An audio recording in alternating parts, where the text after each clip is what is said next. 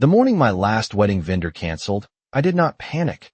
I just smiled, because by then I already knew it was not a coincidence. It was a pattern, and patterns always have a source. 3 weeks earlier, everything had been perfect. Every contract signed. Every detail aligned down to the exact shade of ivory I wanted for the table settings, until one florist backed out with a vague excuse. Then the caterer suddenly became unavailable. Then the photographer stopped responding, and each time, my mother, Linda, would call within hours, her voice calm and almost rehearsed, telling me maybe it was a sign I should reconsider my choices. Maybe I was rushing things. Maybe I needed her help. And at first I believed it was just bad timing, just stress, just the chaos that comes with planning a wedding. But the words from each vendor started to sound the same, too similar, too careful, like they were repeating something they had been told. And the moment it shifted for me was when one coordinator hesitated on the phone and said, almost apologetically, that a family member had raised concerns about my reliability, concerns that made them uncomfortable continuing. And I remember standing in my kitchen, sunlight hitting the marble counter, realizing that no one else in my life would have both the access and the reason to do that, except her, except the person who had been questioning every decision I made since I got engaged, the person who kept offering to take control while quietly dismantling everything I built. And what surprised me was not the betrayal. It was how calm I felt once I understood it. Because suddenly the chaos made sense. Suddenly the cancellations were no longer unpredictable. They were intentional. And intentional problems can be managed. So I stopped reacting. I stopped confronting her. I stopped even acknowledging the setbacks the way I used to. Instead, I started listening more carefully, watching how quickly she inserted herself into situations she should not have known about, how confidently she offered solutions to problems she had quietly created. And that was when I made a decision that changed everything. I would not argue with her. I would not expose her. I would not even try to stop her. I would let her keep going, but only with what I chose to show her. Because if she wanted control so badly, then I would give her something to control, just not the truth. And by the time that final vendor canceled on the morning of my wedding, the one she thought would finally break me, I was already steps ahead, standing there in complete silence, holding my phone, smiling not because everything was falling apart, but because for the first time, everything was exactly where I needed it to be. After that moment, I stopped seeing the wedding as something fragile and started seeing it as something strategic. Every conversation with my mother became clearer once I knew what she was doing. She would call casually in the middle of the afternoon and ask small questions that sounded harmless, like which venue I finally confirmed or whether I had locked in the timeline for the ceremony. And I would answer, but not with the truth, not anymore. I began giving her details that were just believable enough to feel real, but controlled enough that they did not matter, and the more I did that, the more confident she became. I could hear it in her tone, that subtle shift from concern to quiet certainty, like she believed she was finally steering everything in the right direction. And what stood out the most was how quickly problems followed those conversations. I would mention a vendor, and within a day something would go wrong. A delay, a cancellation, an excuse that felt too polished to be spontaneous. And instead of feeling frustrated, I started documenting everything. The timing, the wording, the exact sequence of events. Because once you remove emotion, patterns become impossible to ignore, and the pattern was precise, predictable, almost methodical, which made it easier for me to stay ahead. So while she was focused on the version of the wedding I allowed her to see, I quietly rebuilt everything behind the scenes. I reached out to entirely different vendors using private referrals. People who had no connection to my original plans, no shared networks, no way for information to leak back. I scheduled meetings in person instead of over the phone. I avoided emails that could be forwarded or intercepted, and for the first time, the process felt calm again. Not because it was simple, but because it was controlled. And the more stable the real plan became, the more relaxed I appeared in front of her, which only encouraged her to keep interfering with the false one. There was one evening when she came over unannounced, walking through my living room with that familiar look of evaluation, scanning everything as if she was measuring whether I was handling things properly. She sat across from me and gently suggested that maybe I should reconsider my catering options, mentioning concerns that mirrored exactly what one of the vendors had told me earlier that week. And instead of questioning it, I nodded. I agreed. I even thanked her, and I watched the way her shoulders relaxed, as if she had just prevented a mistake. And in that moment I realized something important. She did not see herself as someone causing harm. She believed she was correcting me, guiding me, protecting me from decisions she did not approve of, which made confronting her useless, because you cannot argue with someone who believes they are helping, but you can let them continue. You can give them just enough space to act. And that is exactly what I did. I kept feeding her the version of events she expected. I kept allowing her to feel involved, while every real decision happened somewhere else, out of reach, out of sight. And by the time the final week arrived, everything was set. Two completely separate realities existed at the same time. One she thought she controlled, and one that was actually going to happen. And standing there, looking at how smoothly everything was falling into place, I realized I was no longer reacting to what she did. I was guiding it, quietly, carefully, without ever needing to raise my voice. By the time the final week arrived, everything looked exactly the way my mother expected it to, at least on the surface. I let her believe the ceremony would take place at the original venue, the one she had quietly interfered with from the beginning. I spoke openly about the timeline, the seating arrangements, even the color palette, repeating details with just enough confidence to make them feel permanent. And every time I shared something, I watched closely, not for what she said, but for what happened next, because the pattern had not broken once. Within 24 hours, something would shift. A coordinator would suddenly need to reschedule. A supplier would claim a last-minute conflict, and each disruption felt almost rehearsed, as if it had already been decided before the call was even made. And instead of correcting anything, I leaned into it. I adjusted the fake plan just enough to keep it moving, to keep it believable, while the real plan continued untouched, completely separate, completely protected. I had moved the actual ceremony to a private estate just outside the city, about 30 miles away, a quiet location with no shared vendors, no overlapping contacts, and most importantly, no connection to anything my mother had access to. Every contract was handled in person, every detail confirmed face-to-face, and the team working with me understood the importance of discretion without needing the full story. They only needed to know that privacy mattered, and that was enough.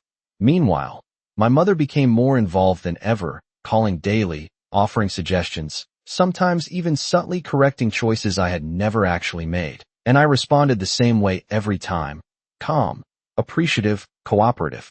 Because the more she felt included, the less she questioned what she was being shown. There was one conversation that stayed with me. 2 nights before the wedding, she asked about the final rehearsal, her tone careful but direct, and I gave her a full breakdown. Times, locations, even who would be present, all of it part of the version she believed was real. And she paused for a moment before saying that she hoped everything would finally come together, that she just wanted the day to be right for me. And for a second, I almost responded honestly, almost told her that everything was already right, just not in the way she thought. But I did not. I simply thanked her and let the silence settle, because by then I understood something deeper than the situation itself. This was not about one event.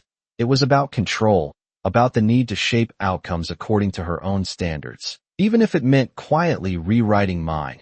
And the only way to step out of that was not through confrontation, but through distance, through creating a space where her influence could not reach.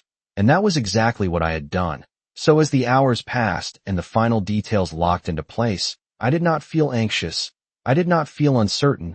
I felt steady, because for the first time since this process began, nothing depended on what she might do next. Everything depended on what I had already built. And as I looked at the schedule for the real ceremony, completely separate from the one she believed in, I realized that the outcome was no longer something I was hoping for.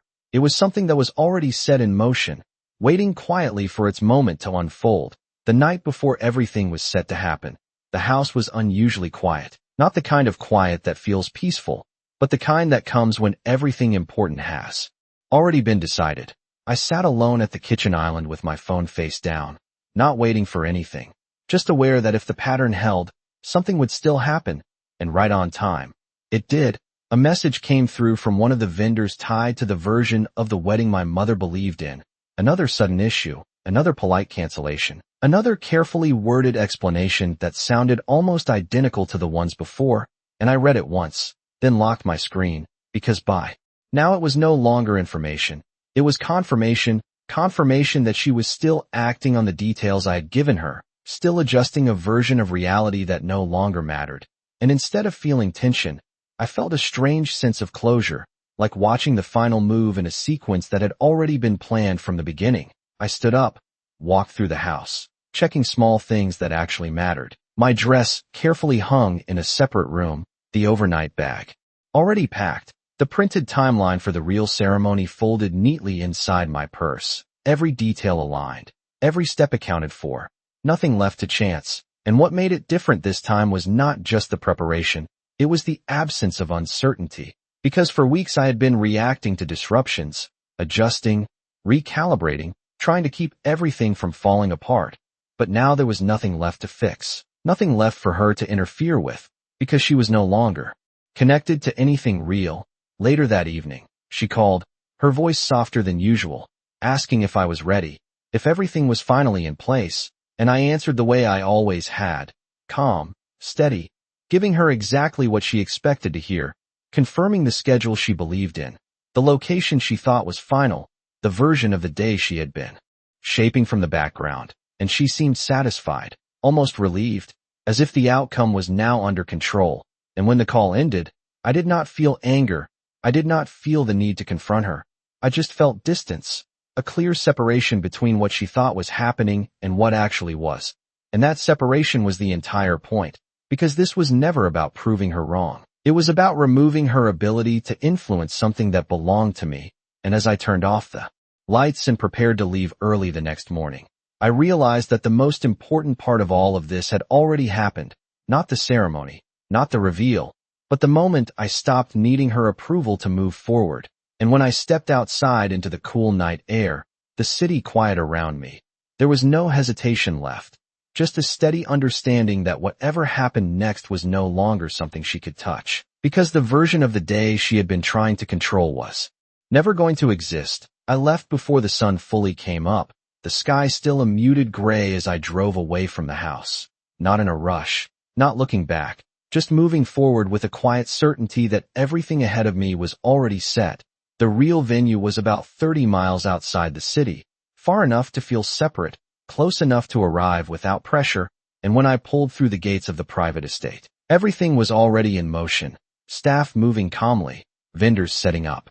With quiet precision, no confusion, no last-minute changes, just a steady rhythm that felt completely different from the chaos I had been dealing with for weeks. And as I stepped out of the car, the air felt lighter, like I had finally entered a space where nothing needed to be defended or explained. Everything here belonged to the version of the day that was actually mine. I walked through the setup slowly, taking in details I had only seen in planning until now, the arrangement of the chairs, facing the open landscape, the soft tones of the decor exactly as I had envisioned, the subtle coordination between everyone involved. And what stood out the most was how effortless it all felt, not because it was simple, but because it had been protected from interference. Every person here was someone I had chosen directly, every decision made without outside pressure, and that clarity changed everything. My phone stayed quiet in my hand for most of the morning, but I knew it would not stay that way for long, because somewhere across the city, my mother was still operating within the version of the day she believed was real, still expecting events to unfold according to the plan she had been shaping, and I did not need to check to know that. Something was already going wrong there, because that was the pattern she had created for herself, a series of disruptions that only existed within a reality that no longer mattered. Eventually the messages started, first a missed call, then another, then a text asking where I was, the wording careful at first, then more direct, and I looked at the screen without reacting, because this moment had always been part of the process, not something unexpected, just something that needed to happen. I did not answer immediately. I let the time pass. I let the silence sit, because for once I was not the one trying to catch up to events. I was already where I needed to be. When I finally responded, it was simple, just enough to confirm that I was on my way, nothing more, nothing that would reveal anything beyond what she already believed. And as I slipped my phone back into my bag and looked out across the venue again, I realized how complete the separation had become. Two completely different versions of the same day were unfolding at the same time. One built on control and interference, The other built on intention and choice, and the difference between them was not loud or dramatic. It was quiet, almost invisible, but it was absolute. And standing there, watching everything come together exactly as planned, I understood that whatever happened next was no longer something I needed to manage. It was something that would reveal itself on its own, at exactly the right moment. By mid-morning, everything at the real venue was moving with a kind of quiet precision that made time feel slower, more intentional, every detail unfolding exactly when it was supposed to. And yet in the back of my mind, I knew that somewhere else, time was accelerating in a very different way. My phone buzzed. Again, longer this time. A call instead of a message, and I let it ring just a few seconds before answering. Not out of hesitation, but because I wanted to hear the shift in her voice clearly. And when I picked up, it was there immediately. The calm tone she had maintained for weeks was gone, replaced with something tighter, more uncertain. She asked where I was again, but this time there was no softness in the question, just urgency. And I gave her the same answer I had already given. Simple, controlled, still aligned with the version she believed in. But she did not respond the same way. She hesitated, then mentioned that people were waiting, that things were not starting the way they should, that vendors were missing, and I listened without interrupting, because everything she described belonged to a plan that had never been real. Every missing piece, every delay, every confusion was part of the structure she had been shaping herself. And for the first time, she was standing inside it without realizing that nothing around her was actually connected to me anymore. She asked again, more directly this time, when I would arrive, and I told her I was already where I needed to be, and there was a pause on the line, a long one, the kind that only happens when something begins to shift but has not fully settled yet. She did not understand, not completely, but something in that answer did not match what she expected, and I could hear her trying to piece it together in real time, asking small follow-up questions that were meant to confirm details. But each answer I gave only created more distance between what she thought was happening and what actually was. And eventually the call ended without resolution, not because I explained anything, but because there was nothing left to explain. The gap had already been created, and as I stood there, looking out across the venue where everything was calm, complete, and ready, I realized that this was the moment everything turned, not in a dramatic way, not with confrontation or raised voices, but in silence, in confusion, in the slow realization that control had slipped without warning. And as the ceremony time approached, guests began to arrive, each one stepping into a space that had never been touched by the version of events my mother believed in. And with every passing minute, the distance between the two realities grew wider, until they could no longer overlap at all. And standing there, completely steady, I understood that whatever happened next would not require any action from me, because the truth was already unfolding on its own, exactly as it needed to. As the final minutes before the ceremony settled into place, everything around me felt almost still, not because nothing was happening, but because everything was happening exactly as it should. Guests were seated, quiet conversations blending into the background, the soft movement of staff adjusting the last details. And through it all, there was no interruption, no sudden changes, no unexpected calls, just a steady, controlled environment that reflected every decision I had made without interference. And that contrast made everything clearer, because I knew that at that exact same moment, somewhere else, the opposite was unfolding. Confusion, delays, unanswered questions, a version of the day collapsing under the weight of its own instability. My phone remained silent now, and that silence said more than anything else could. It meant that whatever had been happening on the other side had reached a point where words were no longer enough to hold it together. I took a slow breath and adjusted the edge of my dress, grounding myself not in anticipation, but in presence, because this moment was not about what had gone wrong elsewhere. It was about what was finally right here. The officiant gave a small signal that everything was ready, and as I stepped into position, I felt something shift internally, not excitement in the traditional sense, but clarity. The kind that comes when there is nothing left unresolved, nothing left uncertain.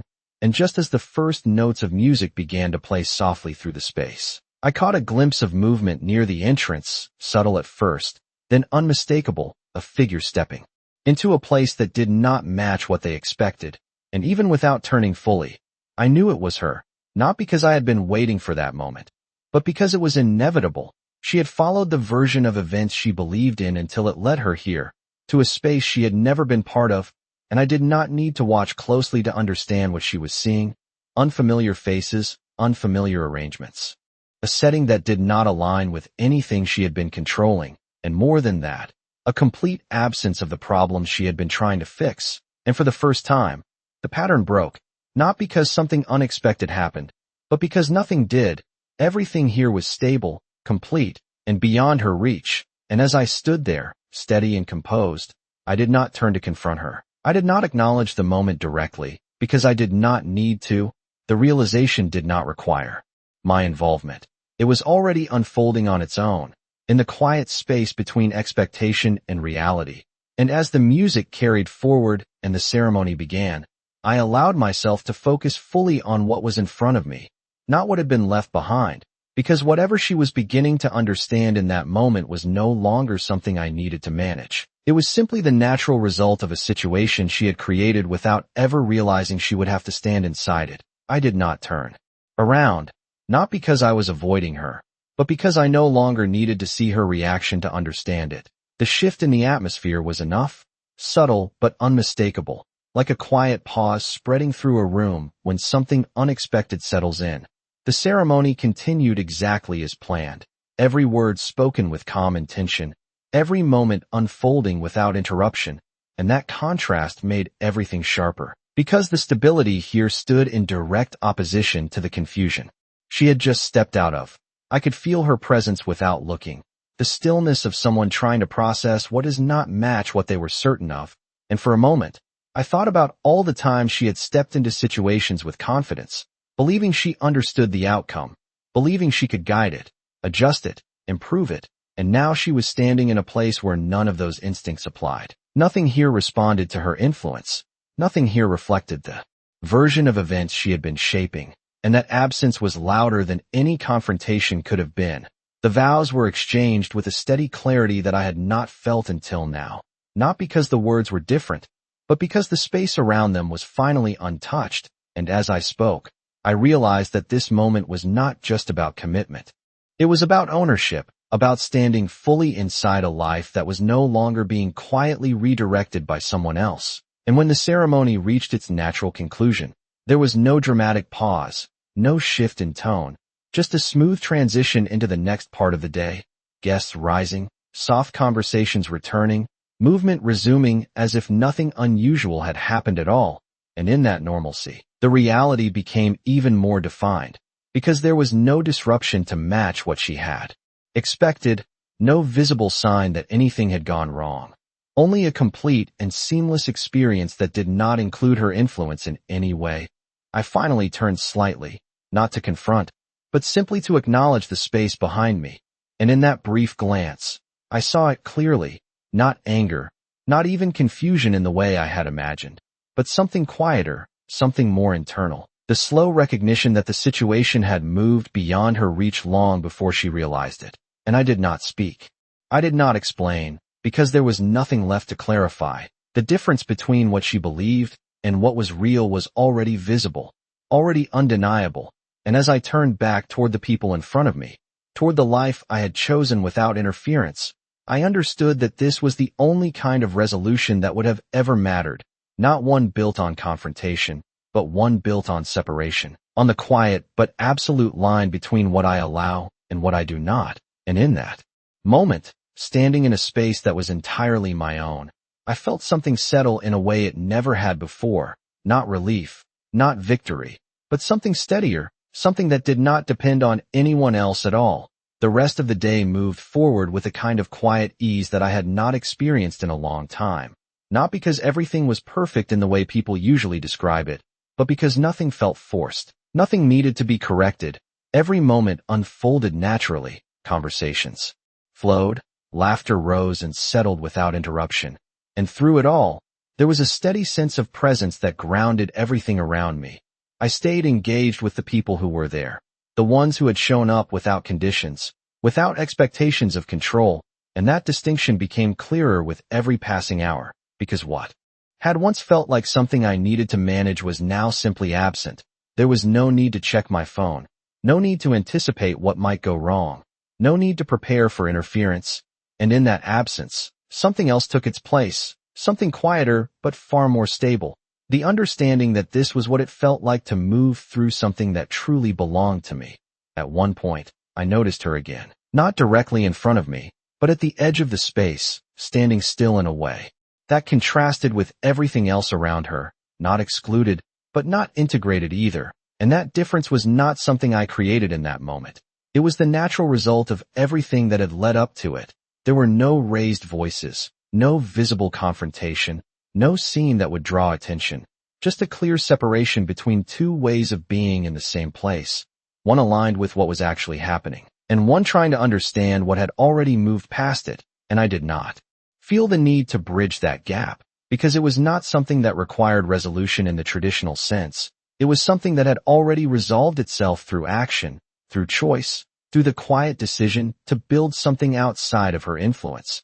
As the evening continued, and the light began to soften, the energy shifted again, not dramatically, just enough to signal that the day was naturally moving toward its close. And I found myself stepping back for a moment, not to escape, but to take it in fully, the space, the people, the feeling of something complete without needing to be explained. And in that moment, I realized that the most important part of all of this was not the realization she had come to. It was the one I had reached long before today. The understanding that control does not always need to be challenged directly. Sometimes it just needs to be stepped around, quietly, intentionally, until it no longer has a place to land. And as I returned to the celebration, fully present, fully certain, there was nothing left that needed to be proven, nothing left that needed to be corrected, only the continuation of something that had already been secured long before anyone else realized it. And that was enough.